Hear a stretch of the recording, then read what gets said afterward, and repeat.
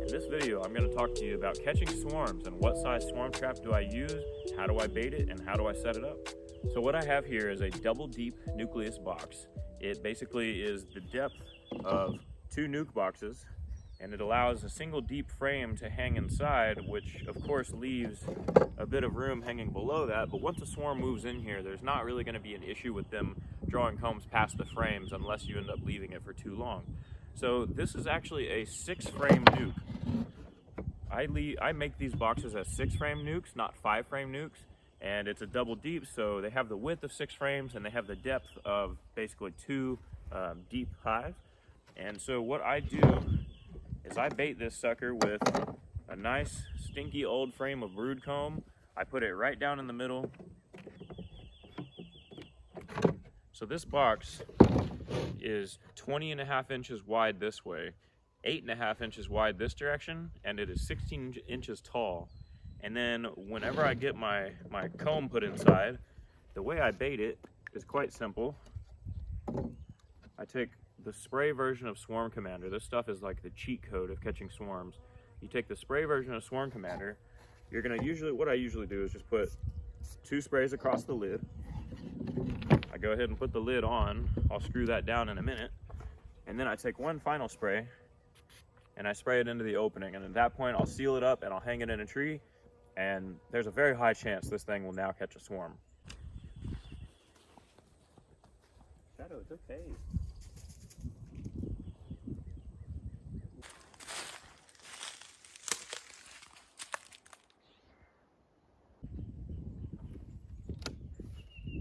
Oh, there he is. I guess he came down. All right, so I mentioned screwing down these lids. I have them set up basically as just a single sheet of plywood with screws, and I just screw it down because it's the cheapest, easiest way for me to have made these when I did make them. Another thing you can do is you can make a lid just like what a nucleus box would have, where there's the metal over the top and it would protect it from the elements. That's really up to you how much effort you want to go through making one of these. I bought one just like this for $80 one time on eBay, and it came with a nice removable lid that had the aluminum or steel, over the top of it basically. So it was a good box. But personally, I kind of like the convenience of just being able to screw this down. So when I do go pick up the swarm, I basically just go ahead and close their entrance disc. The entrance disc is a remarkable purchase, by the way, because for swarm traps, you can utilize them in many different ways, honestly, whether it's catching swarm, or you can even set it to be a queen excluder to where now only the bees will leave and the queen will stay inside. Or you can just, of course, close it vented, or you can leave it completely wide open like that.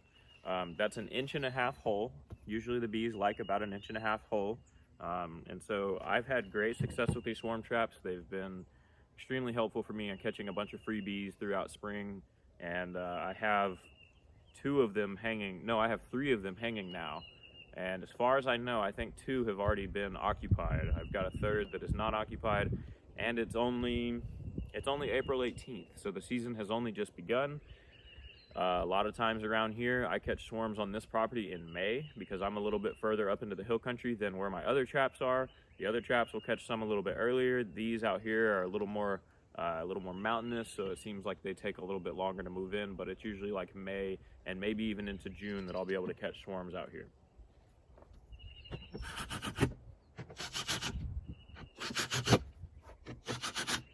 Okay, so now this is fully baited. It's ready to go, and when I tilt it and shake it each direction, because I have 6 frames in there all holding themselves together, there basically isn't any issue with the frames getting crooked or falling, and then that prevents the bees from cross-combing. I will let y'all in on a little secret that I do. Whenever I make my foundationless frames, I use a paint stick as my starter strip. Sometimes people cut like a little thin piece of wood and they put it all the way across the top. I have found that the paint stick is drastic enough that it sticks down enough that the bees have a really hard time cross-combing it. If they cross-comb something like this, they're just stupid, honestly. It happens, it's not too big of a deal, but it's just funny to me when they do, because most of the time this thing is so successful at drawing straight comb. And people have asked me, why do you leave the gap? I asked myself, is this even gonna work? Like, why am I leaving this gap? But let me try it. Initially when I made these, I put the one all the way to the end, and then I would cut a piece of another one, stick it in there so it was a whole length. Honestly, it didn't do much different. What happens usually is the bees will start drawing it on the starter strip, and at some point they'll make it wide enough to where they'll end up connecting it to the side, and a lot of times they'll connect it to the top. I've also actually had success by not having a starter strip at all, but it is a big gamble because they could cross comb very easily. So my suggestion, take a little bit of wood glue, take a paint stick, stick it in the slot, glue it in, and then now the bees are going to have less of a chance of cross combing the frames that are next to your brood comb that you have in here. So this thing is now ready to be hung up. What I do is there's 2 bolts that hold this, I don't know what you'd want to call this support basically. The support is held on by these 2 bolts, and it's got washers and nuts on the inside. Like it's a really secure box. I have a hole in the top, and so what I usually do is I'll put a lag bolt in a tree. I don't like putting them up super high. The bees supposedly do. I caught one the other day that was about the height of my camera. It was only about this high, and it was just hanging in a tree. So now it's as easy as walking up, taking it off of the, unhanging it basically from your lag bolt, and away you go. You close your entrance, you basically go get them at night. You close your entrance so they're all in there, and take it off the tree and take it home. And then you'll leave it at your house for maybe a week or 2 to let them get oriented in that spot so you don't disturb them. And then from that point, you can go ahead and put them into your normal beekeeping equipment. This has been really successful for me. I have pretty much caught all my bees from swarms or from cutouts, and the wild feral bees that are around here.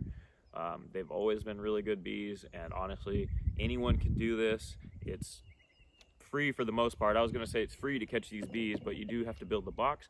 But anyone can go to Home Depot or whatever hardware store, buy a sheet of plywood. You can make, I believe I can make 4 of the, either 2 or 4 of these if I remember correctly, with a single sheet of plywood. And this is like 1/4-inch plywood, maybe a little bit bigger, like 1/3 of an inch plywood. I don't even know if that's a real size. But nothing too thick, nothing majorly heavy.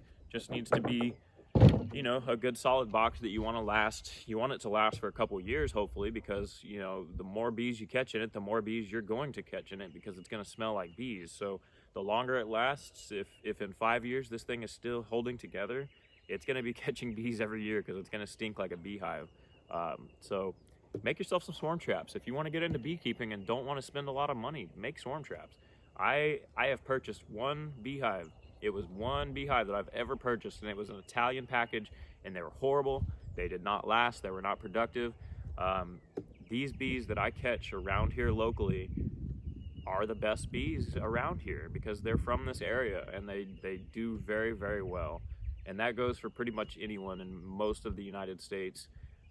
Just put out swarm traps. There's swarms all over the place in springtime. Catch free bees, and honestly, even if they're quote-unquote swarmy bees and they decide to leave in a week, or they abscond or whatever, catch them anyway. They'll draw combs for you. They'll give you free wax. It'll make your box smell like bees, which will allow you to catch more bees. Always be catching swarms. There's nothing wrong with catching wild swarms.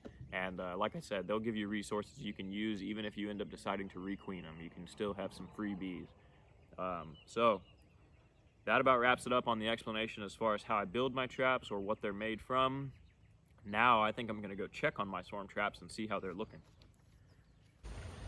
So today I'm at my in-laws' house, and I put a swarm trap over here about a week ago, and already they sent us a video the other day that it had bees, and they're already bringing in pollen, and it does feel pretty heavy. So this is just a neighborhood area.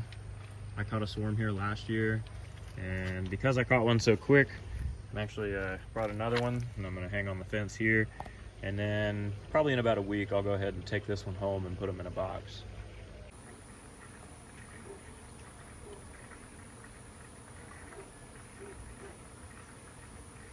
Today is Monday, April 18th, and I hung this swarm trap up, not this recent Saturday, but the Saturday prior. And so they were put up on a Saturday, and the following Thursday, this box here caught a swarm. So it took it about 5 days. And then when I came to check them out, this is my in-laws' house, and when I came to check them out, I went ahead and brought another box. I brought this one on Saturday, And then sure enough, they sent me a video yesterday, Easter Sunday. Only took 1 day and there's already a swarm in there. They're kind of slow going right now because it's morning, but they are already bringing in pollen. So in a week, I've hung 2 traps here and they're both occupied. And so I'm gonna let them sit here for a little bit longer, maybe 5 or so more days, so they can get nice and established to where when I come pick them up, there won't be any problems. And in the meantime, I'm gonna leave another one just sitting on the ground here just to see if maybe it might catch some more. And then when I do come and retrieve both of these, I'll take the one that's on the ground if it hasn't caught anything, and I'll go ahead and put it up in the tree. I caught 1 swarm here last year in May because I was late to put up my traps. This year I went ahead and got them over here early, and it's only been about a week and a half in total time, and I already have caught 2 swarms here. And this box, I was lifting up on this box a little bit, and it is quite heavy. So it's definitely a good prime first of the year swarm. So here's how I mentioned that I hang them. I basically put a lag bolt into a tree. You can put a washer if your lag bolt is too small, or if you have a bigger lag bolt, you can just hang it without the washer. I do put the strap around it just to keep the box from blowing side to side in the wind. A lot of times if I don't do the strap, this is pretty much how it looks. It just hangs from a bolt. And eventually, once bees check it out and there's a swarm in the area, they love the way it smells, they love the size of it, and they love the fact that it already has a comb in there, and they typically move right in every time. And these bees are extremely well behaved. So I'm excited to get these home to the bee yard. In about a week, I've got 2 brand new free hives that normally would cost about $150 to buy a package of bees, maybe up to $300 to buy an established hive like this. And I just got 2 of them for free in a very short period of time. Just have to buy a little bit of plywood, some paint. If you can find some wax, put some wax in there, that'll help. And then just a little bit of Swarm Commander and you will catch yourself some bees. Almost guaranteed. And again, we're just in a neighborhood. This is within the edge of a city. And there's a lot of flowers here in this back drainage ditch area. But yeah, this is just a normal city. So even if you think, oh, I can't have bees, I live in a town, I don't really find that to be true. You can be a hands-off beekeeper and just make a swarm trap. And these things can just sit in your yard and be good pollinators, and you get to enjoy watching bees. So just like that, that's how you catch some free bees. And that's how I've gotten a lot of my bees. And then I basically just give them a place to live beyond that. And the good ones do good, the bad ones don't do as well, and they end up dying, or they end up getting combined with another hive, or they get turned into a split. But that's how I beekeep. I catch swarms, I split the good ones, I don't treat them, I typically don't have any problems with varroa mites, and I end up just basically expanding off of these swarms that I've caught. So that wraps it up for this one. That was just going to be about the swarm traps and catching those 2 swarms. Now today, what I have to go do right now is open up my queen starter hive to check to see if my queen cells were successful, but that will be in a different video, so you'll have to check that one out in another one. But anyway, that is all for this one, so thanks for watching.